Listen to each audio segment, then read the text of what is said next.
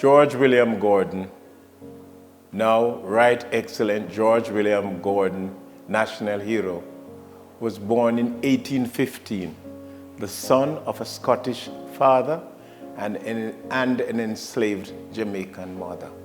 He got a call to make the world a better place, and for that he was never forgiven. You should know then that conditions in Jamaica then were just unbelievable. People were suffering. 311,000 persons in 1838 enslaved received their freedom and were just thrown outside.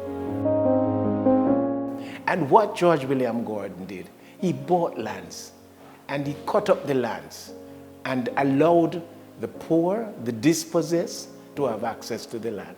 And his colleagues did not like that. He chastised the governor in meetings right at the space that the governor needed to do more for the people. And the governor didn't like it, called him a mischief maker.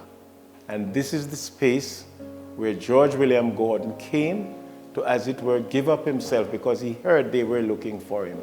And from here, he was taken to St. Thomas, where he was tried and hanged on the 23rd of October, 1865. And he reached the Friday, and they hanged him the Monday morning. But before he was hanged, he asked for permission to write a letter to his dear wife, Lucy.